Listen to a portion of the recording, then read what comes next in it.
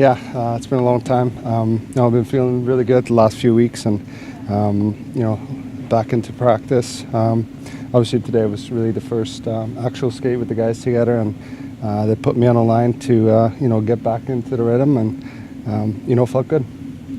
Clarify for us exactly this absence. It was due to a new contact, or this was repercussions of the previous?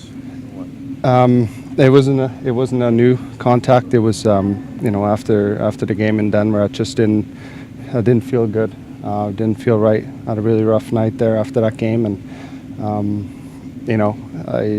we decided that I was going to fly back to Vancouver and get reevaluated, and we were going through a process there where just I was back then I was 100% for each game that I played, and for some reason after that Denver game I just didn't feel good, and so we came back and tried to figure out what was happening.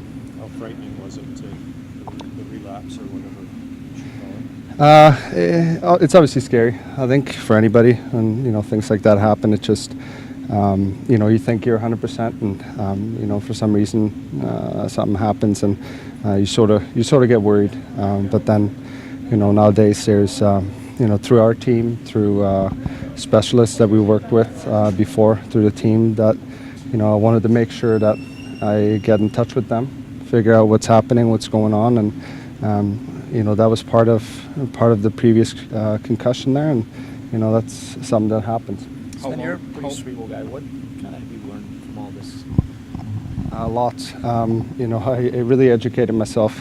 The people I talked to, I listened. I got to understand what the process was going to be, and the process I went through now. It's just every day was something new that I learned. I learned a lot about myself, and so it was great education. I think to this day it's still we just don't know enough about head injuries and stuff. So a lot of times guys are scared when things like that happen, but if you talk to specialists, then they can make sure that you understand what's happening, and that's the biggest thing. Once you understand what's happening, then you can just focus on recovery. With 8 games to go on the schedule, how important is it for you in your own mind to get back in just to prove that you are 100%?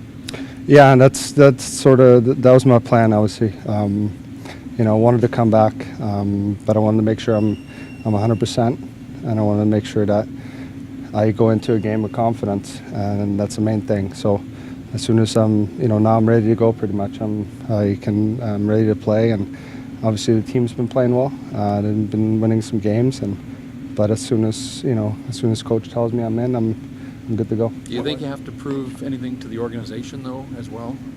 I think anytime you hurt for a long time, that you want to do that, and they never really pushed me through this process. They were great. They gave me all the help I needed, and they told me to make sure to take my time and go through this process the right way, and that's what I did. And obviously I'm thankful for that, and they had great people around me, and but now obviously when I come back, I want to make sure that I leave it all out there. How hard is that for you to know you're ready to go back in the fire and know that there's a lot of contact going on out there?